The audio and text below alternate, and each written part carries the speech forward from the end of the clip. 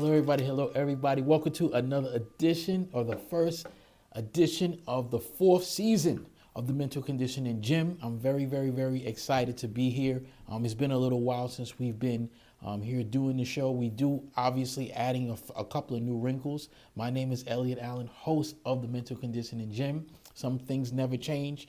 That's one of those things that we try to make those adjustments with. It's kind of funny as you progress in life, to be able to see the things that you can do to get better, but at the same time, you have to always still remember to dig in and make sure that we're making that progress. And just in that opening, I kind of had that thought, that mindset to say one of the most challenging things for me to do in doing this show was to say who I am. So I always was so excited to be able to get on, and I just started getting into it, and I forget to say who I am, so I did it. I said my name is Elliot Allen, and I am the host of the Mental Conditioning Gym. As I said, we do have some new things in store as we go into the fourth season of the podcast. This is the first time we're going to be doing an actual in studio where you guys can actually see myself as I'm doing the podcast. We're going to try to simulcast and also continue to do it just the audio, but we've added this wrinkle this year to be able to do the video along with it. So I'm very, very excited about that. I'm not sure you guys you definitely didn't get a chance to come into the Mental Conditioning Gym. I talk about the Mental Conditioning Gym all the time. I'm not sure if you guys actually realize that it is an actual place, and we are here so you guys get a chance to kind of see exactly what it does look like. Yes, it is an actual office, but it is painted into a boxing ring. Shout out to Kat, who was the artist who actually done this. Excellent work. So it stands the test of time. But we are here and we are getting ready for the new season. I'm very excited about it. We have a lot of new things in store for you in this season. This is a transitional season. We're going to talk about that as we open up this year. We're going to do the same thing. We're going to have some tremendous guests on. We're going to take it up just even more higher as we bring in some great guests that we got lined up for you this year. I can't wait to get started with those interviews, but we got to start at the base. And we got to start at the base of really talking about where we're at, really talking about mindset, talking about transition. I'm going to get a little bit deep today and kind of digging deeper into telling you guys about my transition. I usually often don't talk about that, but it's important at this stage to talk about this next stage of the mental conditioning movement itself, the next stage of the mental conditioning gym, and what does it mean to our mindset. We speak about mindset all the time, and everything does have to do with our mindset. Where we're sitting, whether I'm sitting in the mental conditioning gym or wherever it is, it has to do with our mindset to be able to make changes. Just the fact that we're now doing something different. I'm giving you the video along with the audio. That's an adjustment for me to be able to get myself in tune and say, wow, this is something different we're going to add on. But I think, again, right there, these are things that we take for granted with our mindset. Right there, that already is a lesson. That already is something that is powerful. Say, wow, we're making advancements. It's easier, I think, for me to do the audio, but at the same time, we got to get better. We got to grow. As time goes on, you know what? Let's make it a little bit better. Let's be a little bit more innovative with it. And that's exactly what we're doing. So I'm excited that you guys are here with me. The work is not going to stop. As a matter of fact, the work is going to get even better. And I look forward to you guys joining me on this journey. So let's get into this first podcast. Let me get back into the groove of being able to do things. We're going to do things very much the same way. We're going to have some shows where it's just going to be me and you having our conversations. And then, of course, we're going to have people sitting over here, doing those interviews with us and giving us even more insight. But I thought there's no better way to start it off like we always do and start it off with just me and you, just kind of getting acclimated again and even more reacclimated to the new adjustment. Now, I thought I'd really kind of dig a little bit deep on this one for you guys to really, again, tell you about my journey in the mental conditioning movement and where we are at. So I'm going to aptly kind of entitle this one, Retirement to Working. Retirement to Working. That's what I'm going to call this podcast when I say retirement to working. So I've talked a lot about my journey of being a police officer in the New York City Police Department for many years.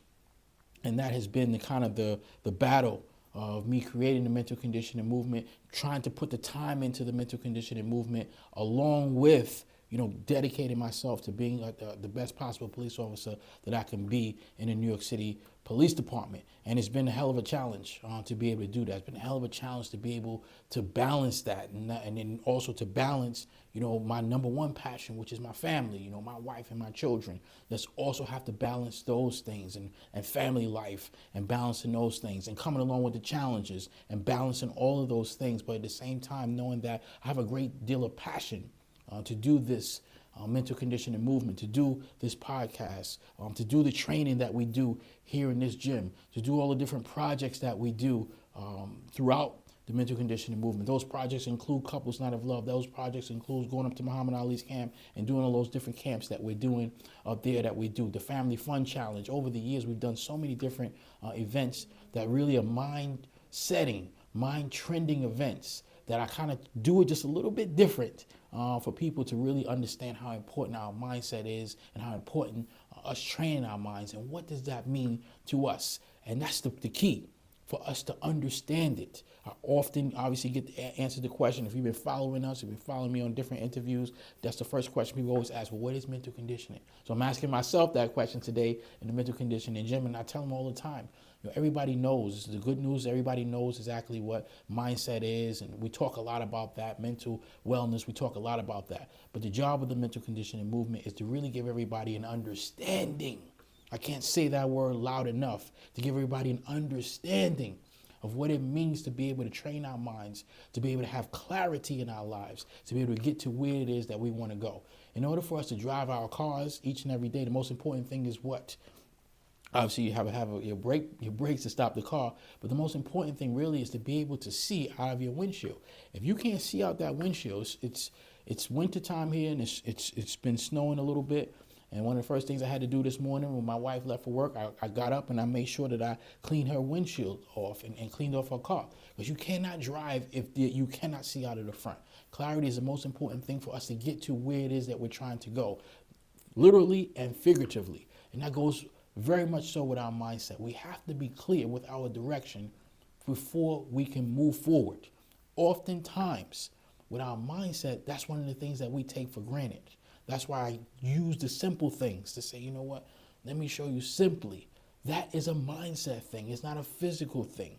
In terms of our goals, in terms of our ambitions, in terms of the things that we want to do, it's very important for us to understand that mental conditioning is the clarity for our lives. That is why we train so hard here in the mental conditioning gym. That is why, for me, I'm always trying to get people to think with each step that they take in their lives, with each decision that they take in their lives. We're coming up to the 4 principles. I mentioned decision making. With us having a big picture, we have to have clarity with those things as we stay the course, because the storms of life will come. We'll get into that in a few minutes as we talk about the journey. I often get asked again about my personal journey, we've been doing the mental conditioning movement now for 12 years. We're entering our 12th year of doing the mental conditioning movement. And very interestingly enough, I've always kind of kept the law enforcement part of it out of it. I will use it at times, but it's just kind of, to me, two separate things that I never necessarily wanted to mix it. I do have programs, and I will really continue to do those programs in which mindset and dealing with police officers is very, very important. We have a huge problem in our country with, police and community. And I do think that, believe it or not, while it's obviously a physical thing, we have things that physically get out of hand, it's also a mindset to be able to get through those interactions and for everybody to leave those interactions safely. And we do workshops in regards to that. And I'm very proud of those workshops. And I look forward to continue to doing those workshops. All of these things I'm going to keep rolling out, and as the biggest things, I have the time now. So now I have the time to really promote these things and let you guys know what these things are. We're going to be doing a lot of work here in the mental conditioning gym itself. So I'm really excited to be able to roll that out and do that. But I'm going to today, give you guys a little bit more insight for the journey. And for me, mentally, not the physical part, but mentally, I want to talk about the journey for me. And then I use to say retirement to working. That's a powerful word. Retirement is such a powerful word. This has probably been in effect. This is my third week, so it's only 3 weeks out. I literally just retired. And everybody, well, how is it? How's retirement? And even just leading up into retirement, but for me, it didn't feel as final as a lot of people may feel when you hear that word. That's such a final word. Again, mindset is so important. When you hear certain words, it triggers certain things in our mind. When you hear that word retirement, it sounds so final. Like, man, that's just the end? We've had that conversation. I've had that conversation with many of my former coworkers about that, taking that leap to retire from law enforcement. Most people in law enforcement, we have a pretty good situation where we can retire after 20 years. Most of us are still fairly young individuals that we're not necessarily at retirement age or traditional retirement age. We're not there. So that is a mindset thing to say, wow, I'm not, in my 60s or 70 years old, where you definitely feel like I'm done. I can't even, that's not the case. I feel really good physically. I can do a lot of the things that I've always been able to do, no problem. So now you have to mentally wrap yourself around like, well, that word of retirement seems final, but to me it didn't seem final. It felt like, no, I'm really getting ready to go to work. We have a term in law enforcement where they say 20 and out. People will ask you, even when you come on or however many, you're going to do 20 and out, meaning that you're going to do your 20 years and you're going to get out. I have a different term. I never called it that. To me, it's 20 and in. Because I'm all in now. Now it's time for me to really get to work and doing the things that I want to do. Now, be clear, everyone is different. Everyone is different. There's no wrong answers here. Some people have that passion for the law enforcement that for them, that's their lifeline. They live to do that. And there's nothing wrong with that. That's totally fine. But for me, there's another lifeline for me to be able to do this, to be able to do mental conditioning, to be able to train minds, to be able to say, you know what, I want everybody to really reach their potential. I want everybody to operate at maximum capacity of where they're trying to go. And that can be in so many different areas. I'm going to try to touch on some of those areas as we get through this podcast today. That's in your place of work. That's within your family. That's financially. There's so many pieces to that. That's for you. Are you operating at maximum capacity for you? That's so important because we lose clarity. I'm getting heated up now. We lose clarity along the way for all of those things. And think about it. As you lose clarity in all of those things, I just stated 4 simple things. You think about how dramatic that is to your life. Not physically.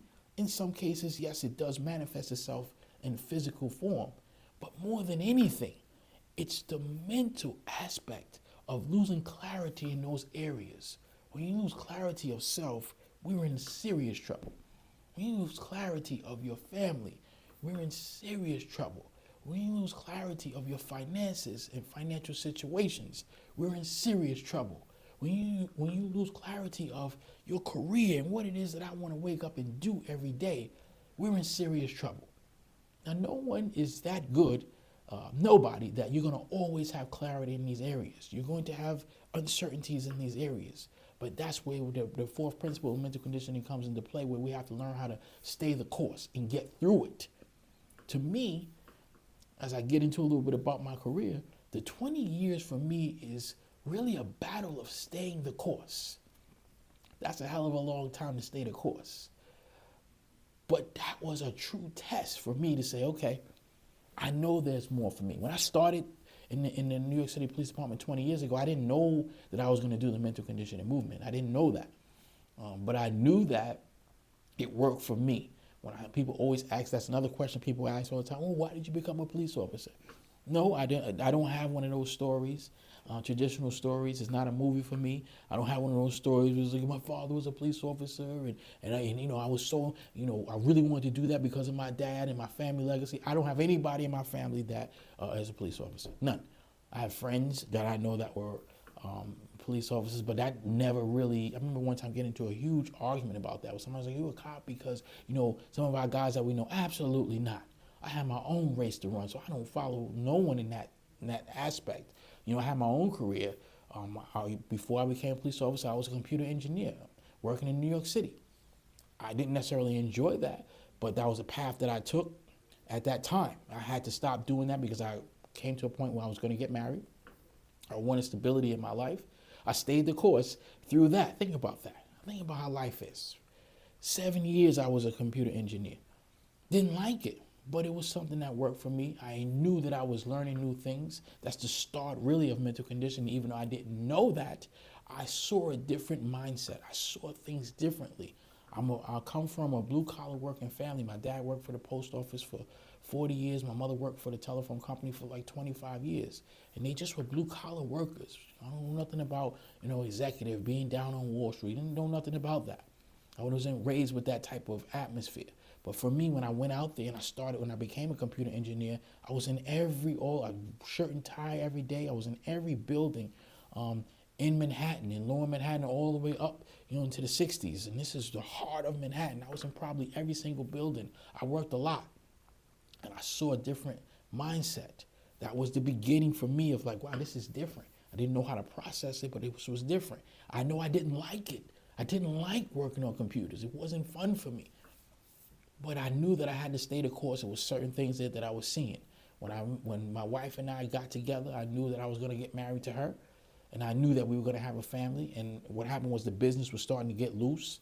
It was challenging. We kept losing jobs. Business was going out of the country, so the jobs were not as plentiful as when I first started. And I said, I can't live like that. I don't want to be back and forth. If I have a wife and I have children, I want to be a solid provider. So I knew that the police department doing that would provide that for me. So I stayed the course for those 7 years. Then coming into the police department, again, there's no passion necessarily for me to do that. I think I did start to learn that I do like helping people. That was cool for me. I did like that aspect of, working on computers. I didn't like computers itself, but I did like going in and talking to people. I always tell everybody, this is where I started to develop I don't want to say passion. I'm not sure what the right word to use, but I guess my ability to be able to relate to people and just get things from them as they're getting things from me. I'd go to fix people's computers, and I always say the same thing. If we had 10 computer engineers and you had to rank them from 1 to 9 and 1 to 10, who was the best and who was the worst? I have no problem telling anybody I was number 10. At best, number 9. I was not that good in my opinion. If I went to somebody's house or went to a business to fix their computer, it's going to take me 3 or 4 different visits to actually fix that computer. There were guys that can fix that computer 1 visit, 1 hour. It may take me 3 visits, 3 hours each time. But the interesting thing is that at times those same customers would request me to come back. Because when I would go there, I started talking and I started, connecting with them mentally. They were giving me things, I was giving them things. Did I understand that at that time? No. But I was learning, mentally growing, and at the same time, I was staying the course to be able to learn something at that particular time. Fast forward, as I said, I joined the police department because I was looking for that stability. I learned something, and I knew I had to be there for 20 years and get through that course. It was a very difficult course. That's a hell of a state of course career to pick. It's a dangerous career. You see so many different things, and you're exposed to so many different things. Just being a police officer and having to deal with the public, there's so many different mentally things that you learn. There's a hardening of your mindset that you have to see things that the average person never sees, but you still have to be able to endure. You still have to be able to do your job, so to speak. You're still within the job each and every day. You have to be able to stay the course. You have to have clarity. When you walk into a scene, sometimes it's all chaos. It's total chaos and mass confusion. But you and your partner, or whoever the cops are that's there with you, you have to have the mindset to say, you know what? We have to have good evaluation of this situation that's going on. Even though everybody here is going crazy, we cannot do that. I cannot do that. I have to be the one that's evaluating exactly what's going on, because I have to be the one to make the decisions, the best possible decisions based on what I have in front of me. And the key thing is to always keep in mind, what's the big picture? The safety of everybody that's on this scene. And I have to be able to stay the course even when it starts to get completely out of control. And it can. Somebody can attack me. Somebody has attacked me. But I still have to be able to stay the course and remember to stay the course of what those 3 things I just talked about. evaluate the situation, make the proper decisions, and always keep in mind the clarity of the big picture.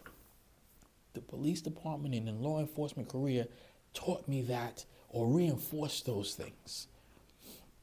About 8 years into my tenure, that's when the mental conditioning movement itself was born, because I started to match up and I started to compare, and it really started to bother me, because it's great responsibility being a police officer, because you have the responsibility to take away somebody's freedom.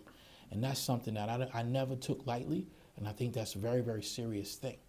And sometimes, you have to also remember that regardless, they're human beings. And sometimes, most of the times, it's just human beings that have made bad decisions. So you see why that passion for me really kept welling up. And then you look at the other end of the spectrum and say, well, why is it that these people that was in these executive boardrooms, why are they sitting there? Why are they making millions of dollars? Why? Because if you talk to them, which I got an opportunity, and I'm blessed to have gotten those opportunities to speak to these people that were in these boardrooms. I did.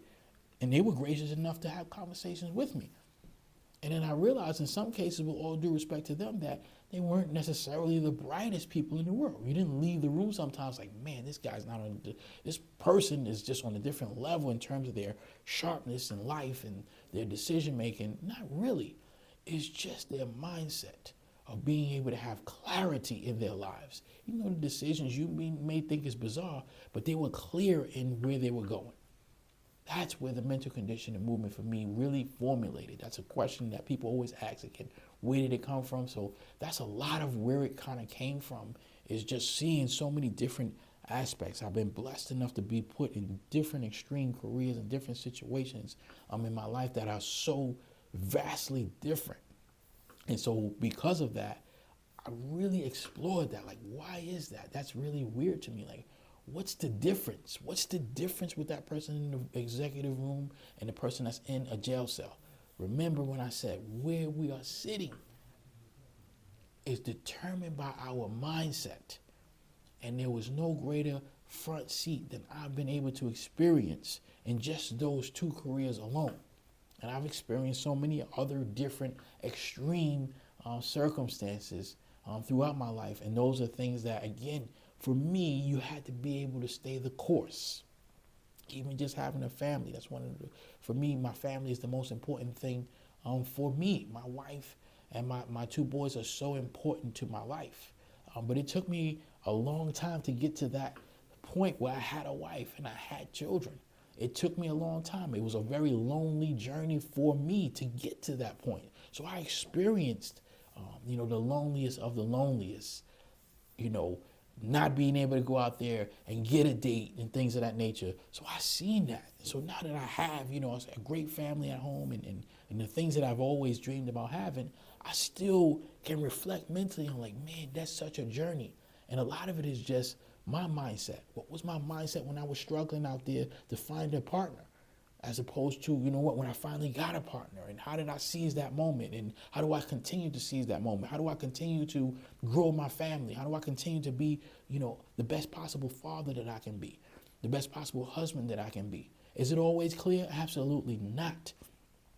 Many times it's not clear, but that's the training that we do here in the mental conditioning gym. That's why we follow, which I'm going to get into. I've been kind of dancing around it, and I said them all, but I want to be very clear when I say that's why we have the 4 principles of mental conditioning. 4 principles are self-evaluation, decision-making, big picture, and staying the course. When you understand those 4 things, and let me be clear, it's not easy to understand those things, and you will never master any of those things. It's constant work, constantly training on those things. That's why mental conditioning is just like physical conditioning. You can get in the best physical shape. You can be in tremendous physical shape in January of 2025. But if you stop working out come April of 2025, when I see you in December, you ain't going to be looking good. Same thing goes for our mindset. We have to constantly continue to do the work. There's never going to be any, let me just relax. We have our moments. We're going to have our moments, and that's okay. We have our moments where we say, you know what? I'm a little bit tired. That's part of the journey sometimes. That's part of staying the course. Is it like, mentally I'm just in a place where I need to kind of just step back. I don't need to think about too much. There are times when, I don't even need to do a self-evaluation because it's too much. I just need to process. We talk about that in the book, 12 Rounds of Mental Conditioning, Us Against Life, The Big Fight. There's times when you have to just say, you know what? Let me just sit here and chill. But we have to know that. We have to be able to assess the situations. That's the skills that we build mentally. And we have to train for that to be able to know when we can do that and when we can't do that. That's a boxing analogy. It's about 25 minutes into the podcast. And I've been good enough to not give a boxing analogy, but I'm going to do one now. And so that boxing analogy is, when you get hit in the ring, you get hurt. You have to know when it is that I need to hold, when it is I need to fight. Even though I am hurt, I always, I use that analogy a lot about, when you're fighting, boxing's a very disciplined sport. So even though you get hit and you're like, whoa, I'm hurt, that's when you have to be your most calm, because the natural instinct for us is when we get hit is to come back and I want to fight. I want to fight you right back. That's a natural instinct.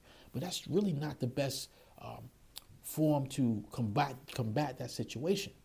Most times that's when we have to really be clear-headed. And even though he punched me in my face, or your opponent punched you in the face 10 times, I want to punch him back 12. Nope. Right now I'm not going to punch you back any, because I'm so hurt that if I get hit again, I might not be able to maintain myself. So now I got to hold you. Now I got to move around a little bit. I got to move and dip. But there's times when you can't do that. That's when the assessment of just really mentally knowing when it is that you can and you can't do that. When do you move? When do you not move? That comes with experience in life. That comes with us grasping the experiences that we have. That's so very, very critical to this journey.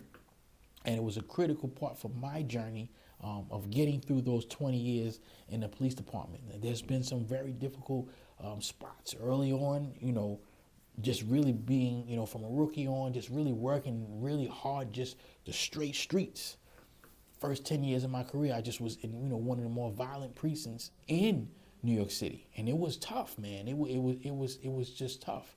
Just not just working the streets itself, but just the mental aspect of it every day, making sure that, I'm sharp enough that I got to come home safe and still maintaining, a certain amount of decorum at home.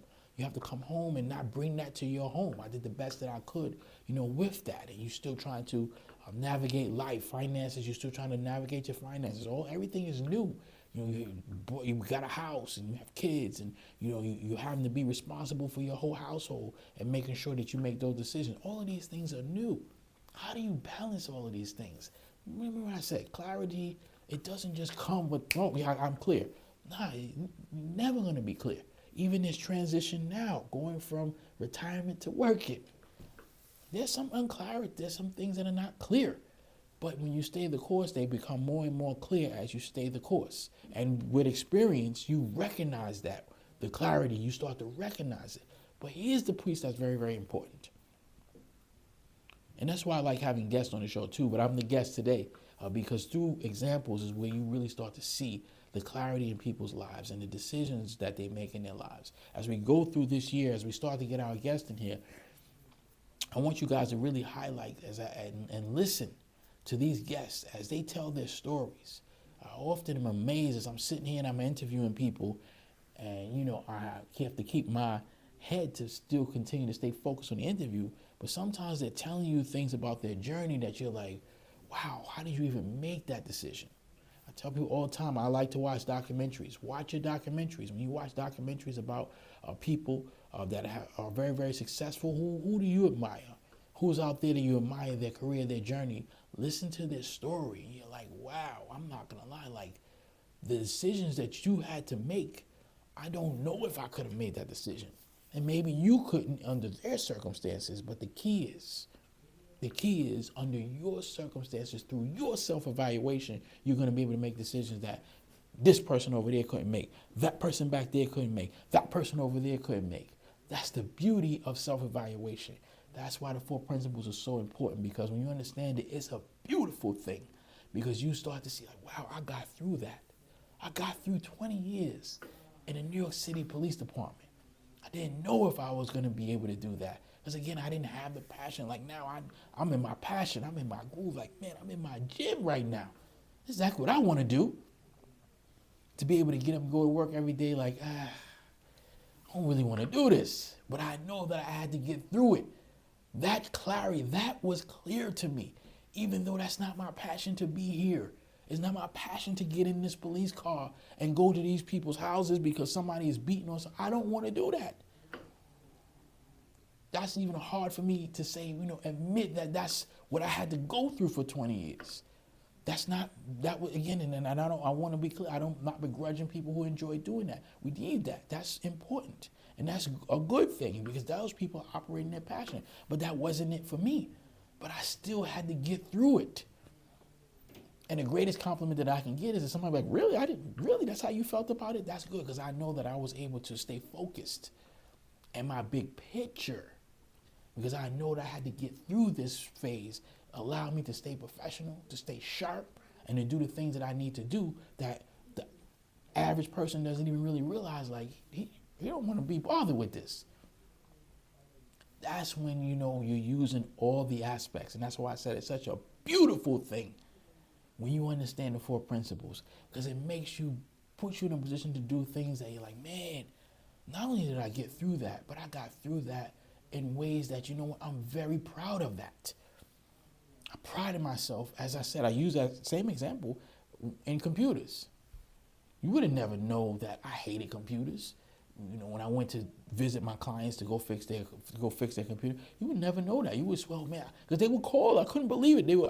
I'm telling you, they would call the company when their computer broke again, and can we get Elliot? And I'm saying to myself, what? They really asked for me, and I got guys that can fix this machine and with their eyes closed in an hour. It's gonna take me 3 visits, but they called back for me, and they would try the other people. Now we had this guy before, he fixed it, and I didn't like.